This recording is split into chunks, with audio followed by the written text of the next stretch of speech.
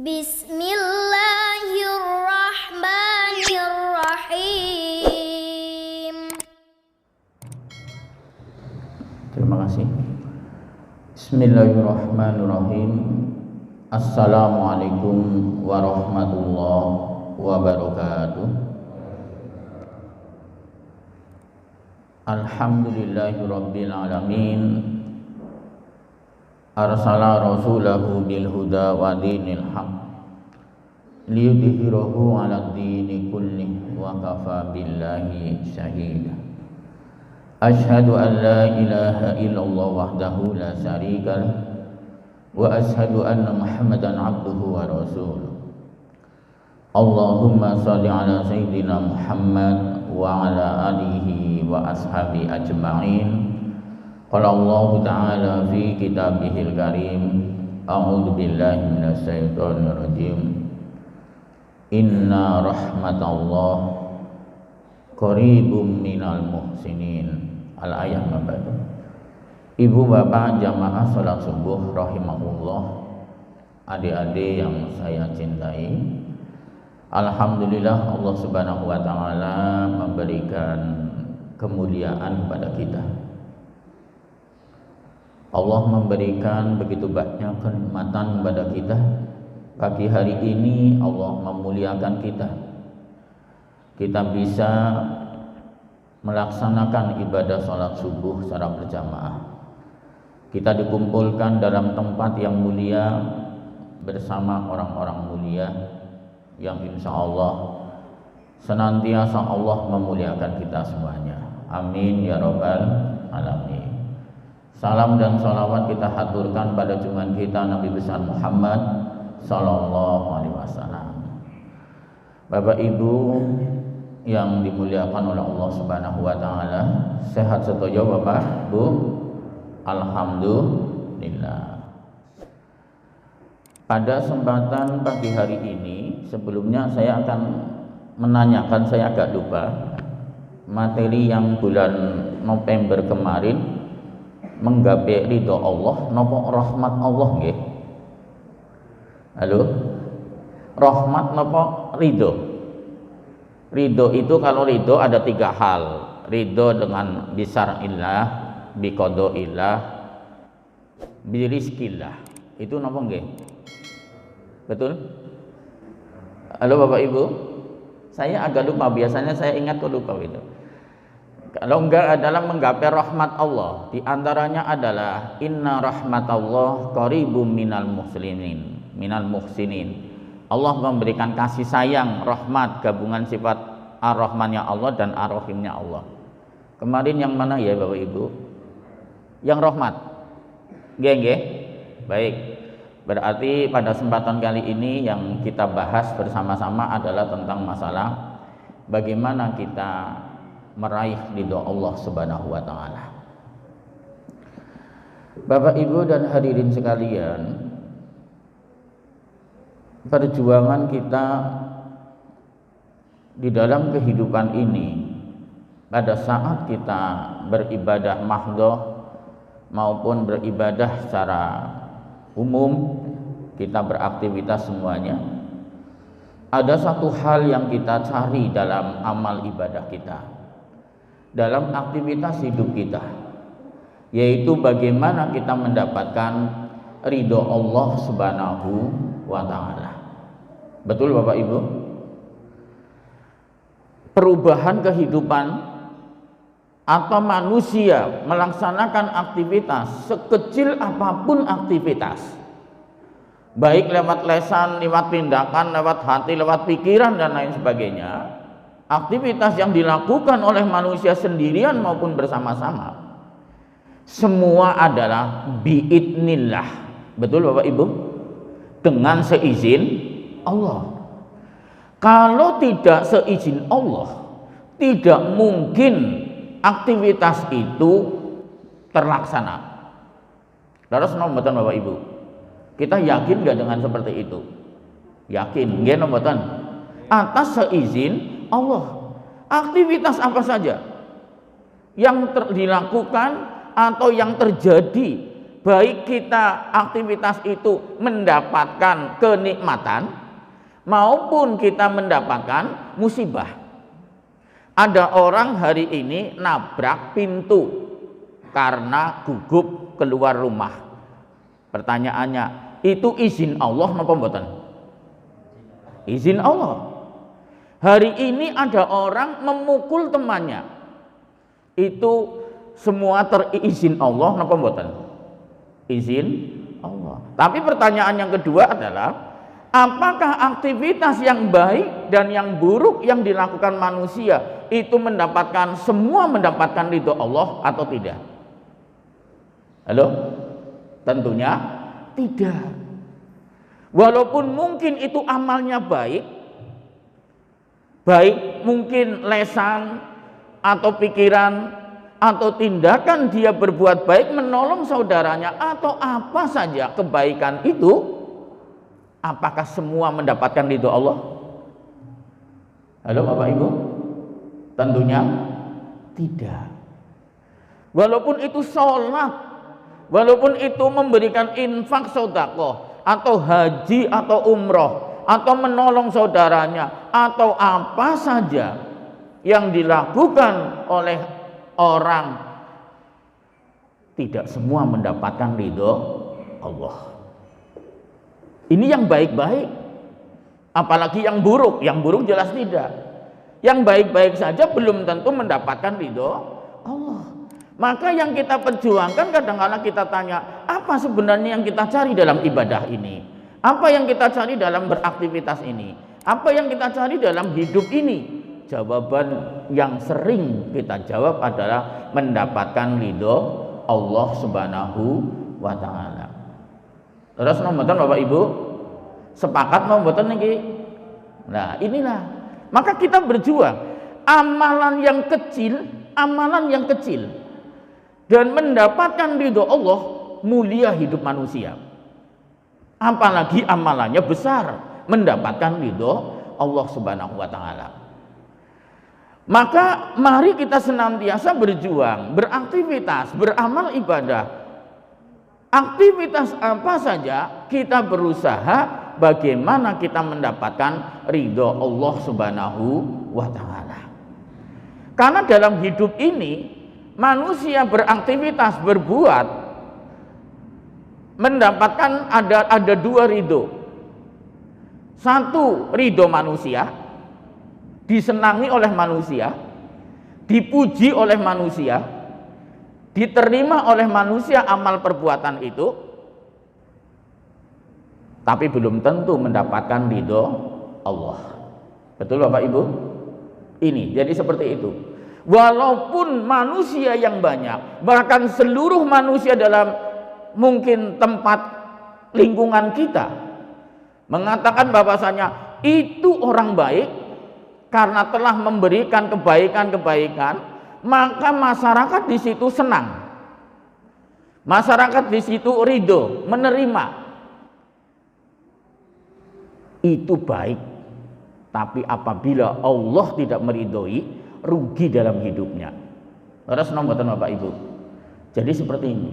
Maka disinilah ridho, hal yang sangat penting di dalam kehidupan kita. Baik Bapak Ibu, ridho itu yang harus kita lalui dalam hidup ada 3 hal. Wonten pinten Bapak Ibu? 3 nggih? Oh salah, 3 ridho. Yang pertama adalah kita harus ridho dengan ridho bisar'illah, ridho dengan syariat Allah, ridho dengan aturannya Gusti Allah. Yang kedua adalah ridho biqodoillah, kita ridho menerima yaitu qodoillah, ketetapan Allah Subhanahu wa Ta'ala.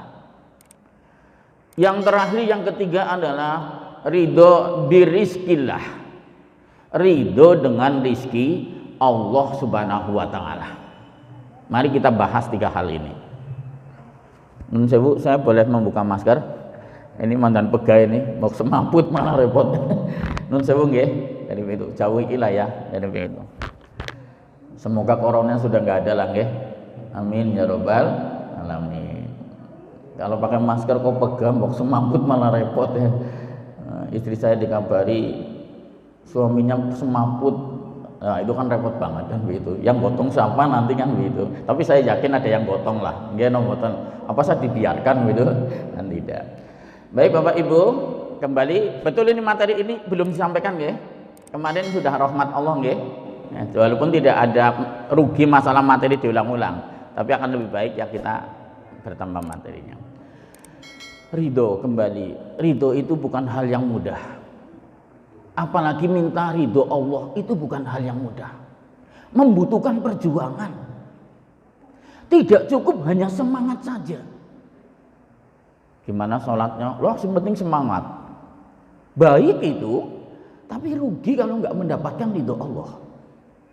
Bagaimana aktivitasnya? Waduh, luar biasa.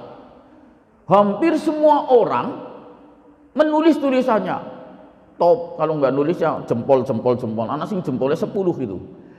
Luar biasa, padahal di ininya jempolnya 2, nulisnya jempolnya sampai 10. Ini. Itu bagus, sampai masyarakat menilai, oh dia orang bagus. Itu bagus dalam hidup. Tapi akan rugi manakala Allah tidak memberikan ridho. Karena apabila Allah memberikan ridho, kemuliaan akan didapatkan dalam hidup.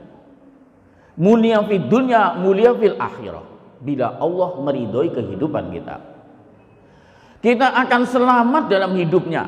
Bila Allah memberikan ridho kepada kita, kita akan bahagia, akan baik hidupnya apabila ridho Allah diberikan kepada kita. Sakinah mawaddah warahmah dalam kehidupannya apabila Allah memberikan ridho kepada kita. Maka ridho ini harus kita perjuangkan. Yang pertama adalah kita harus ridho dengan aturannya Allah, bisar'illah, dengan aturannya Allah Subhanahu wa Ta'ala. Maka di dalam ayat disampaikan, salah satu ayatnya banyak sebenarnya, Quran surat 3 ayat 132. Wa ati'ullaha war rasul la'allakum turhamun. Ayatnya hanya sampai itu. Taat kepada Allah, taat kepada Rasul. Ada lagi yang lebih khusus lagi, apabila ada perintah, ada aturan Allah, maka sami'na wa ata'na. Kami mendengar dan kami taat. Tapi Bapak Ibu dan hadirin sekalian, untuk kita ridho dengan aturan Allah membutuhkan perjuangan dan pengorbanan.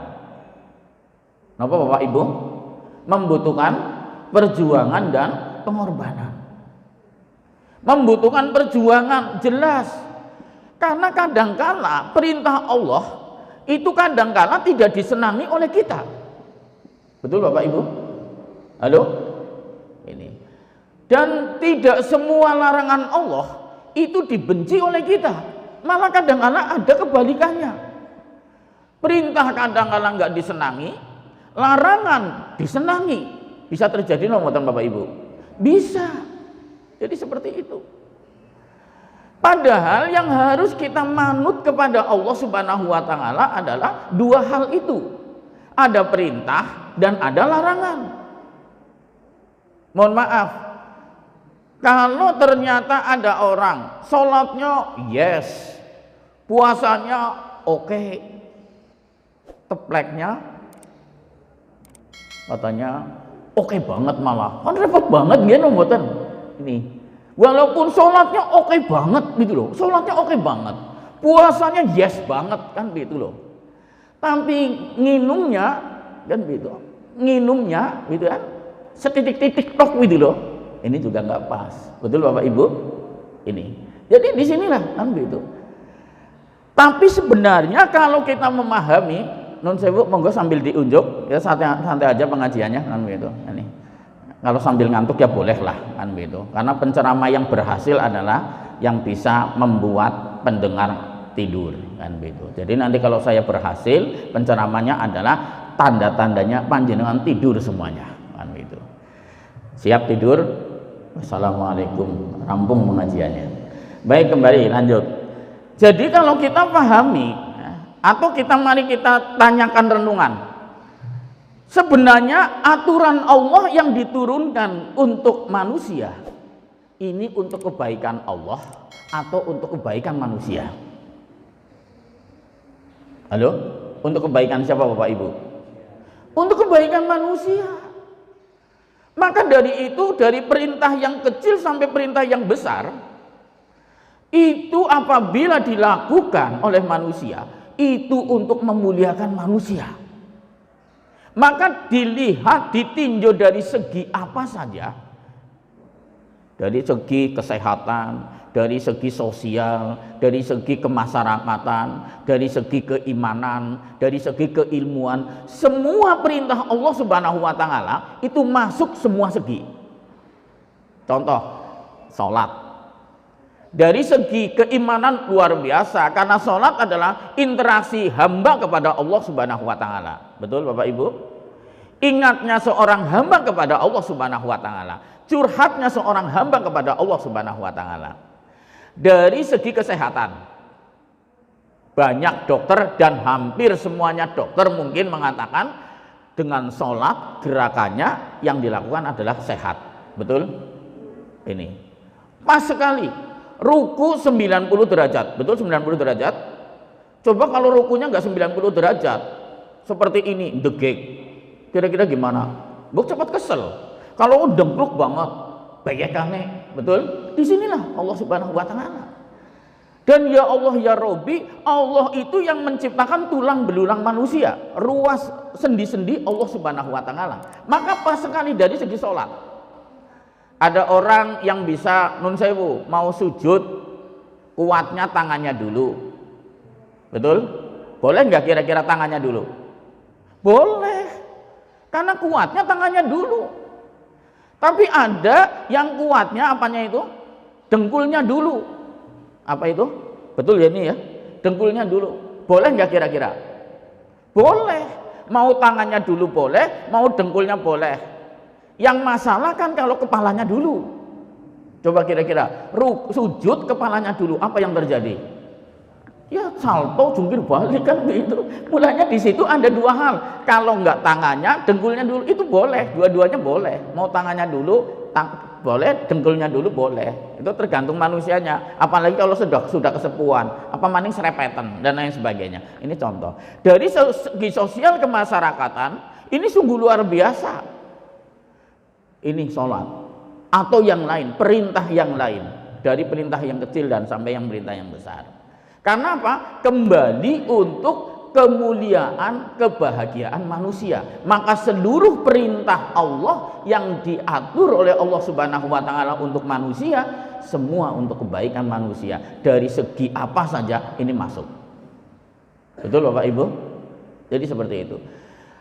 Larangan juga seperti itu. Larangan, semua larangan dalam rangka Allah itu mau memberikan kemuliaan, kekuatan, kesehatan kepada manusia. Sekarang contoh, mengapa minum minuman keras dilarang? Aturannya betul dilarang, kita nggak bahas masalah itu. Tapi kena apa? Banyak sebab kena apa yang namanya minuman keras dilarang. Contoh, narkoba, minuman keras. Ini contoh saja. Yang menciptakan tulang belulang siapa Bapak Ibu? Siapa? Allah Subhanahu wa taala. Dan Allah melarang, masuk dalam aturan yaitu larangan Allah untuk manusia, agar manusia itu adalah untuk kebaikan manusia. Kenapa yang namanya minuman keras, narkoba dilarang? Karena tidak mungkin tulang belulang yang sudah diciptakan oleh Allah dan Allah Maha tahu tulang belulang manusia tidak mungkin akan kuat bila sering atau berkumpul dengan yang namanya minum minuman keras atau narkoba. Betul? Ini contoh. Akal pikiran tidak mungkin akan kuat dengan minuman dan narkoba. Apalagi hati yang sebenarnya hati ini nggak kuat. Ini contoh. Kalau kita memahami seperti itu, walaupun kita membutuhkan perjuangan dan pengorbanan untuk kita ridho menerima dengan aturan Allah, perintah dan larangan, maka disinilah kita siap memperjuangkan sampai akhir kehidupan untuk menerima aturan itu. Betul Bapak Ibu? Halo, betul? Disinilah. Jadi seperti itu. Allah melarang yang namanya menghina. Betul nggih? Allah melarang menghina manusia. Betul? Sekarang ada yang mau minta dihina? Ada manusia yang senang dihina? Atau minta dihina? Pak, nun sewu lah, hari ini saya pengen dihina jenengan. Ada? Ada yang senang dihina? Tidak ada. Tidak ada orang yang minta dihina, tidak ada orang yang senang dihina. Maka yang namanya menghina adalah nggak boleh. Maka kalau kita nggak mau dihina dan kita tidak mau dihina oleh orang lain, jangan menghina orang. Betul Bapak Ibu? Ini banyak contoh. Kesimpulannya adalah Allah membuat aturan syariat ini adalah untuk kemuliaan manusia. Ada perintah, ada larangan untuk kemuliaan manusia. Kalau ini kita pahami dan kita yakini, maka kita siap untuk melaksanakan aturan Allah Subhanahu wa taala walaupun berat. Lalu senang boten? Ini yang pertama. Yang kedua adalah ridho biqodoillah. Ridho dengan ketetapan Allah Subhanahu wa taala. Ketetapan Allah Subhanahu wa taala. Di antara ketetapan Allah, Allah memberikan kenikmatan kepada manusia, Allah memberikan musibah kepada manusia. Betul Bapak Ibu? Halo? Nikmat dan musibah ada terjadi dalam kehidupan manusia. Nun sewu, ada Bapak Ibu yang kadang-kala berdoa untuk mendapatkan musibah? Wonten? Ya Allah, saya mohon besok pagi saya dapat musibah ya Allah. Ada seperti itu? Apakah ada di antara kita yang menunggu datangnya musibah? Halo? Tidak ada. Apakah dengan tidak adanya manusia meminta musibah dan tidak adanya manusia nunggu datangnya musibah atau bahkan senang dengan adanya musibah menjadikan musibah nggak ada? Halo? Ada namanya musibah. Betul? Nah sekarang musibah itu kita nggak minta, kita nggak nunggu datangnya musibah, kita nggak seneng datangnya musibah, tetapi musibah tetap terjadi. Itu atas izin Allah napa mboten? Halo Bapak Ibu, atas izin Allah? Atas izin Allah. Dan apakah musibah itu diberikan informasi duluan napa mboten? Halo? Tidak. Maka disinilah maha segala mahanya Allah. Allah itu mau mengangkat derajat manusia, memuliakan manusia, bisa dengan jalan adalah Allah memberikan musibah. Betul? Yakin mboten itu? Ini. Mulanya mari kita lihat musibah yang terjadi pada diri kita bisa juga itu ujian Allah yang diberikan kepada kita. Bukan karena Allah membenci insya Allah kepada kita. Betul? Halo, betul? Yakin ini? Musibah yang kita ternyata ada dalam kehidupan kita, kita yakin bahwasanya itu bukan karena Allah membenci, tapi karena Allah mau mengangkat derajat kita. Ada di sini yang menolak nikmat Allah? Halo, Bapak Ibu? Ya Allah, saya jangan dikasih nikmat lah, saya sudah cukup dengan nikmat ini. Ada seperti itu, menolak nikmat? Kalau merasa cukup alhamdulillah, tapi kalau menolak nikmat, nun sewu, tanda tanya besar. Betul? Semua orang minta nikmat Allah. Betul nggih? Di antara kita semuanya lah nggih. Jadi begitu. Menunggu datangnya nikmat. Tetapi keputusan nikmat dari Allah Subhanahu wa taala. Maka disinilah bahwasanya Allah itu memberikan dua hal, kadangkala nikmat, kadangkala musibah. Saya mau tanya, kira-kira apabila datang nikmat kepada manusia, apakah semua manusia yang mendapatkan nikmat ridho dengan nikmat itu napa mboten? Halo? Ridho napa mboten? Nah, kadangkala mboten, betul. Masa Gusti Allah mboten adil loh. Kulo sholatin nemen, saya sholatnya rajin banget, bahkan sambil nangis-nangis berdoa. Oleh nikmat contoh duit mung 200.000. Lah kae ora tau salat sedina ni 1 juta. Bisa terjadi seperti itu? Halo, bisa terjadi? Bisa. Malah bahkan nun sewu ada orang Islam mendapatkan nikmat, orang tahu syukur. Ada ditanya gimana? Lah kondisinya seperti ini. Padahal dia dapat uang yang lebih besar daripada banyak orang. Ini. Jadi ternyata nikmat yang kita butuhkan, nikmat yang kita minta, nikmat yang kita tunggu-tunggu, belum tentu pada saat datangnya nikmat itu manusia rela menerima itu dengan lapang dada. Kadang-kadang masih dongkol. Masa saya dapatnya sekian? Bayangkan tetangga saya dapatnya lebih daripada itu. Ini contoh. Ini. Padahal nikmat yang diberikan Allah, manusia akan dimuliakan manakala manusia menerima dengan lapang dada nikmat itu dan disyukuri dengan kehidupan itu. Yang kedua, musibah. Musibah ternyata jalannya Allah akan mengangkat derajat kita. Ya, kalau ayat masalah nikmat banyak nggih. La in syakartum la azidanakum. Quran surat 7, surat apa? 14 ayat 7, Ibrahim ayat 7. Inna a'tainakal kausar, Quran surat Al-Kausar ayat 1. Sesungguhnya Allah telah memberikan nikmat yang begitu banyak kepada kita.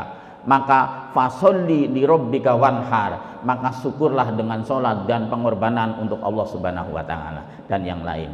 Itu. Kalau kita masalah cerita masalah syukur itu banyak sekali.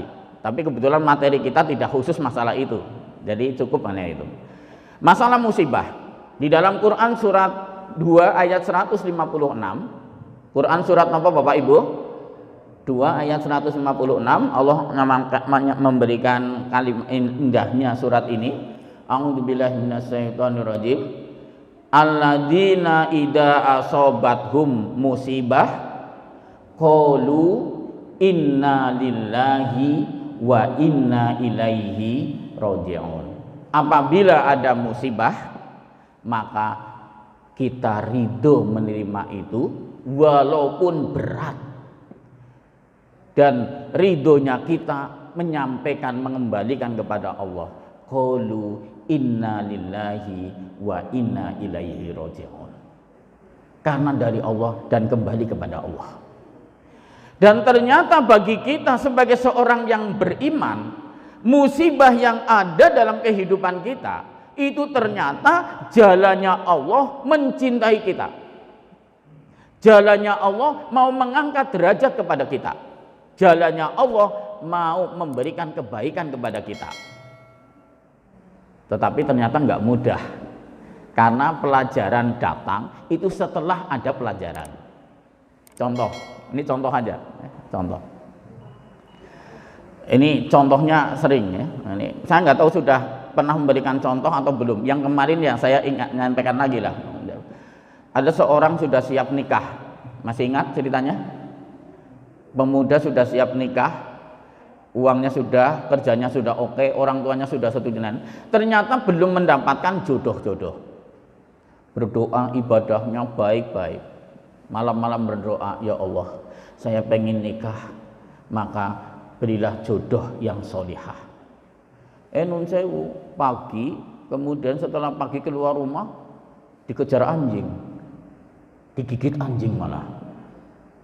Sudah berdoa, ibadahnya luar biasa, padahal jodoh dari Allah, maka kita minta jodoh, ya Allah karena saya sudah siap nikah. Ternyata esoknya malah dikejar anjing, kemudian digigit anjing, masuk rumah sakit opnam. Coba, mau marah? Marah sama siapa? Mau marah sama siapa kira-kira? Tapi banyak orang marah, anjingnya dimarahi, anjing dimarahi ya mau melengos toh, kan begitu. Orang yang malah mungkin marah kepada keluarganya dan lain sebagainya gara-gara bapak kayak jadi begitu, gara-gara ibunya, bisa juga seperti itu. Padahal itulah jalannya Allah, nanti akan memberikan jodoh. Barang nun sewu sakit, digigit anjing, masuk rumah sakit opnam 3 hari, di situ dipertemukan dengan perawat, jodohnya dengan perawat. Bisa nggak terjadi Bapak Ibu? Bisa, tetapi tidak bisa, mungkin tidak pas dengan pemuda yang lain. Jangan pemuda yang lain diceritani berdoa, ya Allah, semoga saya besok dikejar anjing dan digigit anjing ya Allah. Nanti saya masuk rumah sakit, saya dijodohkan bukan dengan perawat, di atasnya perawat, yaitu Bu Dokter. Ya mungkin bisa terjadi, tetapi tidak bisa kita langsung seperti itu. Nggih mboten. Nah, kemudian ini yang sering terjadi dalam kecelakaan. Kita mau pergi, ada kumpulan ibu-ibu mau rekreasi. Sudah ditentukan. Kemudian hari hanya panitia menyampaikan jam 7 nek ora kumpul ditinggal. Betul, setelah berangkat ini ada seorang ibu yang marah-marah. Karena apa? Terlambat. Bisnya sudah berangkat. Ngomai bapake, iki gara-gara bapake aku ora digugah. Gara-gara anake perintah terus. Tanggane mesem domai. Jenengan ada ngece, aku wis ketinggalan gitu. Ngomai supire, walaupun supire sudah nggak ada, ngomai panitianya dan lain sebagainya. Dalam kondisi marah, pulang ke rumah masih gelisah, masih marah karena sudah membayangkan nanti saya direkreasi seperti ini, seperti foto selfie dan lain sebagainya. Setengah jam setelah itu dapat kabar lewat WA. Berita duka, bisnya kecelakaan. Yang meninggal 1 orang, sebelah supir. Dan ternyata keputusan panitia karena sebelumnya itu sudah ditentukan tempat duduknya, persis tempat duduknya sebenarnya miliknya dia, sebelah supir. Coba langsung dia apakah masih marah? Apa mau alhamdulillah? Dia balik dari kondisi marah langsung alhamdulillah ya Allah.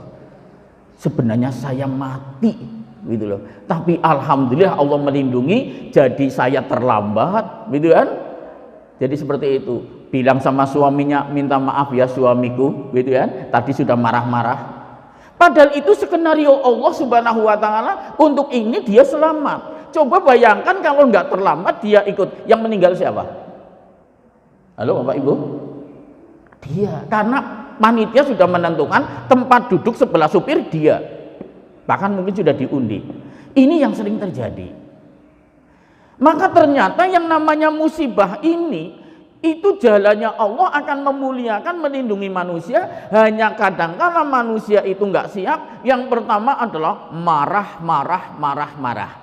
Maka pada saat adanya musibah, manusia terbagi menjadi 4 kelompok. Kita mau masuk kelompok mana, monggo. Kelompok pertama kesuh dan kesuh. Nun sewu, bapaknya dari rumah kemudian dipanggil, Pak cepat Pak berangkat, langsung cepet banget keluar nabrak pintu, marah. Sing domai sama ibune domai gara-gara jenengan Bu ngundang bapake, jajalah jeneng orang ngundang bapak orang keburu-keburu kan begitu. Yang kedua ibunya dimarahi. Nah kemudian lawangnya domai, pintunya dimarahi. Coba kalau pintu dimarahi, kemudian pintu itu protes, ya Pak, kalau saya dimarahi saja di rumah ini, saya nggak mau jadi pintu rumah Bapak. Bayangkan kalau rumah nggak ada pintunya, kira-kira gimana? Ini lawang domai, tukang lawang domai, gara-gara tukang lawang masang lawang, padahal sing perintah apa? Ini. Maka apabila kena musibah, pertama marah. Ini kelompok pertama. Nun sewu, kita seperti itu mboten Pak Bu? Halo? Insya Allah mboten lah nggih. Kalau toh marah kaget lah nggih mboten. Nah, apalagi di bulan umum, bulan yang lain, bulan Ramadan juga kadang-kadang jadi persoalan. Ya, saya mungkin pernah cerita di sini. Ibunya sudah masak, gitu, sudah mempersiapkan jam maghrib kurang 10 menit sudah pada kumpul. Bapaknya, ibunya, anaknya 3. Anak yang ragil, puasa dia kecil, masih di luar rumah. Karena 10 menit kurang 10 menit maghrib, ibunya ngundang anaknya. Mas, masuk rumah.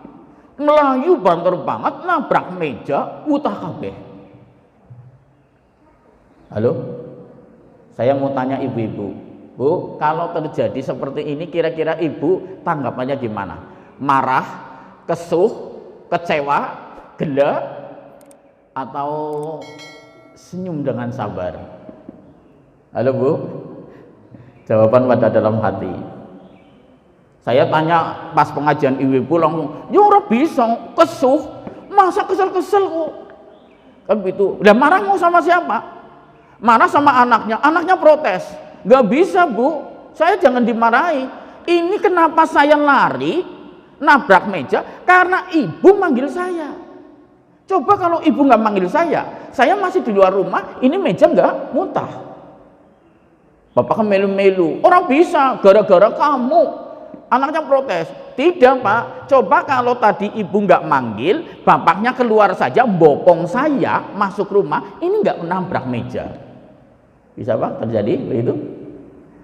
Terus saya tanya sama anak Barok, gimana nak? Alhamdulillah. Anak kedua, alhamdulillah. Kenapa kamu alhamdulillah? Ya alhamdulillah. Dengan putah, tumpah semuanya makanan, jadi kita buka puasa di rumah makan. Bisa terjadi? Ada apa skenario Allah di situ? Skenario Allah banyak. Yang pertama, kita akan dapat pahala puasa. Satu, jelas. Nunggu maghrib. Yang kedua, Allah mau ngasih pahala lagi apabila sabar dengan kejadian itu. Sebenarnya diuji mau supaya sabar. Ini. Yang ketiga, kita supaya diperintahkan supaya mengeluarkan rezeki ke rumah makan yang ditunjuk. Betul Bapak Ibu?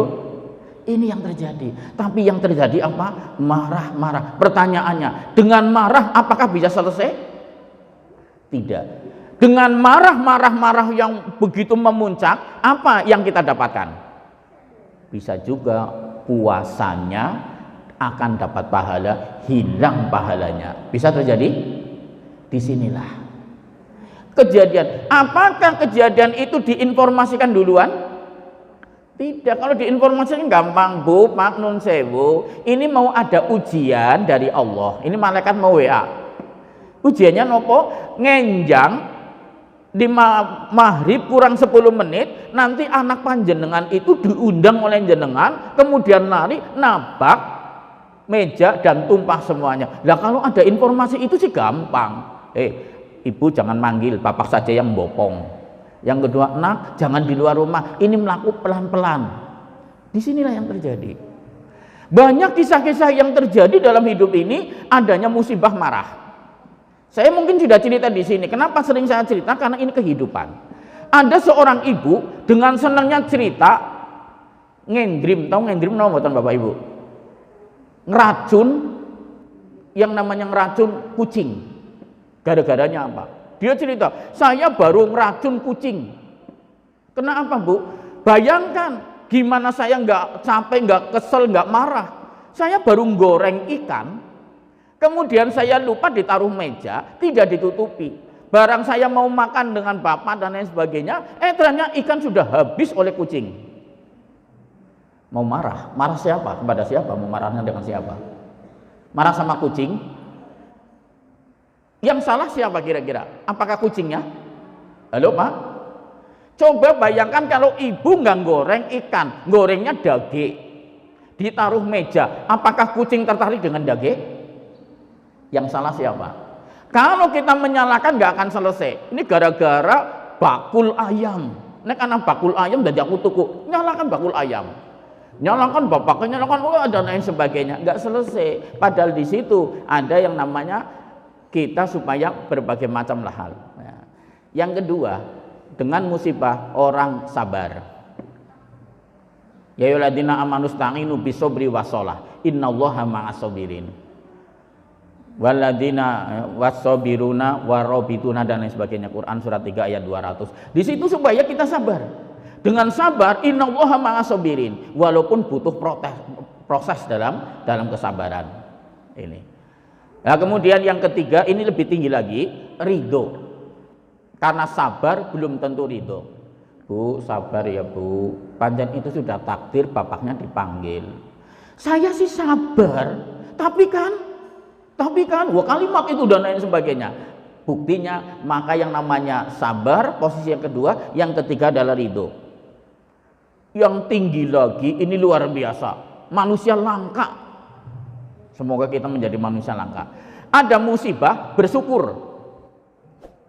Kenapa bersyukur? karena musibahnya ternyata lebih kecil daripada musibah orang lain. Bisa terjadi Bapak Ibu, kita nun sewu ketabrak motor, kemudian kaget memper, sabar luar biasa, ridho, panjang sudah keputusannya Allah, hari ini kita ketabrak motor. Jadi seperti itu, ridho, proses. Dan yang luar biasa setelah kita melihat tetangga kita, bukan ketabrak motor dia, malah dia ketabrak mobil, kemudian anggota keluarganya meninggal. Kemudian dia, ya Allah, saya baru ketabrak motor, tetangga saya ketabrak mobil, keluarganya ada yang meninggal. Betul Bapak Ibu? Bisa bersyukur dengan seperti ini? Bisa, manakala kita lihat ini. Jadi kembali, ternyata yang namanya musibah ini adalah Allah akan memberikan kenikmatan yang sungguh luar biasa. Kemudian yang ketiga, ini waktunya sudah jam sekian ya. Kalau suluknya sudah 5:30, saya nggak tahu. Yang ketiga, yaitu ridho birizkillah, ridho dengan rizki Allah. Rizki Allah adalah semua yang diberikan Allah kepada kita. Nun sewu, rizki bukan hanya uang, uang salah satu rizki. Tetapi uang ini yang sering dicari oleh manusia. Umumlah manusia dalam hidup, karena hidup di dunia membutuhkan yang namanya uang. Coba kita bayangkan, pernahkah kita bayangkan manakala kita, seluruh kita itu berdoa kepada Allah, ya Allah, saya minta jadi orang kaya. Ada yang minta jadi orang miskin Bapak Ibu? Halo? Semuanya minta jadi orang kaya, betul? Sekarang pertanyaannya, pernahkah kita membayangkan manakala seluruh manusia kaya semuanya, apa yang terjadi? Halo? Kita gendengnya bocor, ngundang tukang. Mas, sorry ya mas, aku wis sugih duit, nangkat tukang. Kita mau keluar, kendaraan kita pas nggak rusak, kita mau keluar, nggak ada kendaraan. Karena apa? Supire wis pensiun dini, karena duitnya wis akeh kabeh. Ibune maring pasar, langka sing dodol. Ditakoni bakule, kenapa? Karena wis pada sugih, orang gelem pada dodol. Apa yang terjadi? Kalau kaya semuanya yang terjadi, disinilah kadang-kala kita protes kepada Allah, ya Allah, kenapa saya minta kaya nggak kaya-kaya? Padahal disinilah rahasia Allah Subhanahu wa Ta'ala, bahwasanya Allah itu sudah mengatur rezeki kita semuanya. Tugas kita ikhtiar, usaha, berdoa dan tawakal, tapi hasilnya dari Allah. Quran surat 11 ayat 5, Quran surat 11 ayat 6. Quran surat Hud ayat 6. Wa ma min dabatin fil ardi illa 'alallahi rizquha. Dan semua makhluk ya, yang binatang melata dan manusia, illa kecuali atas Allah rizkinya. Betul Bapak Ibu? Termasuk uang. Itu atas proses Allah Subhanahu wa Ta'ala memberikan kepada kita. Inilah manusia. Kadang-kala suudon dulu, husnudon, padahal salah satu kita untuk bisa menerima ridho itu dengan rizki Allah itu dengan husnudon kepada Allah. Coba tadi, contoh aja tadi, kalau semua kita berdoa malam-malam, berdoa semuanya ingin jadi orang kaya, paginya kaya semuanya, bingung itu nggak ada orang, karena nggak ada orang miskin. Betul Bapak Ibu? Disinilah jadi begitu. Maka Allah Subhanahu wa Ta'ala memberikan kemuliaan manusia itu bisa juga dua hal caranya. Satu, Allah ngasih rizki kepada manusia banyak, kemudian manusia itu bersyukur dengan rizki itu. Yang kedua, manusia diberikan rizki pas-pasan, bahkan mungkin suatu ketika kekurangan, Contoh, saya kemarin dapat curhat, ada beberapa orang, ada orang yang cerita, ada orang menyampaikan, bagaimana mas, saya nggak membayangkan, saya nggak pernah tahu, masa tahun ini saya itu nun sewu, ya sebenarnya bukan tertipu, ada orang mengatakan kepleset. Saya keplesetnya apa? Keplesetnya besar, saya harus nanggung uang, yang uangnya di orang itu 1 M, padahal kondisi saat ini. Berat nggak mas? Berat pak? Uangnya dia ngumpulkan uang, kemudian karena mau ada kegiatan ibadah, kemudian uangnya diberikan kepada orang itu, orangnya meninggal. Ditanya keluarganya uangnya nggak tahu. dia tanggung jawab 1 M lebih. Ini. Wah, orangnya udah pusing dan lain sebagainya. Ini terjadi. Tapi kembali, itu sudah Allah sudah ngatur. Besoknya alhamdulillah ketemu orang yang musibahnya lebih besar. Cerita dia. Saya dapat curhat lagi orang yang kedua. Curhatnya, Pak, pancen musibah itu ya Allah ya Rabbi berat. Saya baru dapat musibah. Apa? Saya harus nanggung uang kena penalti berapa? 2,5 M. 2,5 M. Ini. Dan ini terjadi. Bagaimana? Ya sudah saya kolong pada saat itu, tapi alhamdulillah saya kembalikan kepada Allah. Alhamdulillah saya masih sehat. Alhamdulillah aset dijual semuanya sudah 2 miliar kurang 500 juta. Alhamdulillah adalah yang menolong meminjami dulu. Sudah dikejar mana-mana. Alhamdulillah saya dapat cerita lagi dari teman saya. Ini lebih besar lagi. Dia kena tipu, dikorupsi oleh karyawannya kurang lebih hampir 100 M. Dan ini terjadi.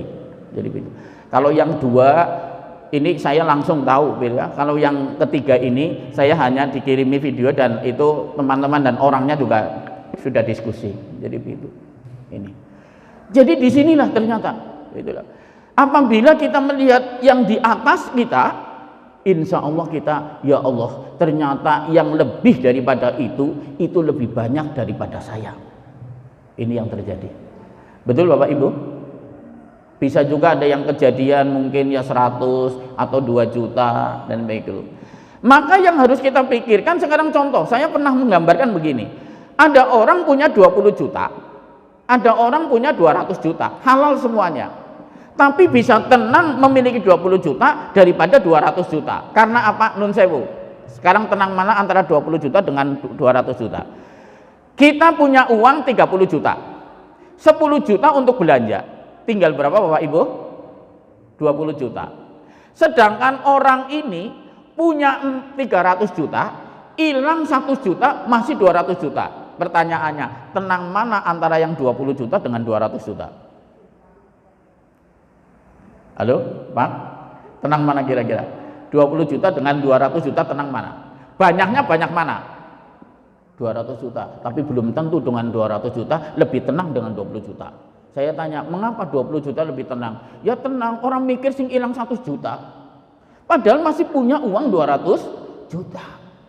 Ini sebuah contoh. Maka mari kembali Bapak Ibu, bahwasanya rizki itu aturan Allah dan kita hanya ikhtiar, berusaha, berdoa dan tawakal. Hasil dari Allah Subhanahu wa taala, maka yang harus kita terima adalah kita ridho dengan rizki Allah Subhanahu wa taala. Baik, saya kira ini waktunya sudah siang ya. Kalau saya sih nggak masalah sampai jam 7 dan lain sebagainya, tapi Bapak Ibu kan punya kegiatan. Jadi kembali kita menggapai ridho Allah bisa juga dengan 3 hal itu ya. Sebenarnya nanti kiat-kiatnya masih ada pertemuan yang akan datang. Satu adalah bisar'illah, yaitu dengan aturan Allah Subhanahu wa taala, ada perintah ada larangan. Yang kedua biqadailah, dengan ketetapan Allah. Kadang-kala kita dapat nikmat, kadang-kala kita dapat musibah. Kemudian yang ketiga adalah birizkillah, dengan rizki Allah. Kadang-kala kita diberikan rizki berlebih, kadang-kala kita diberikan rizki pas-pasan, kadang-kala kita diberikan rizki kekurangan. Tapi ingat, kita orang yang beriman, semua itu adalah untuk kebaikan kita semuanya. Maka kita berusaha untuk menerima dengan lapang dada dan perjuangan pengorbanan. Wallahu a'lam, saya kira ini yang perlu saya sampaikan. Mohon maaf. Assalamualaikum warahmatullahi wabarakatuh.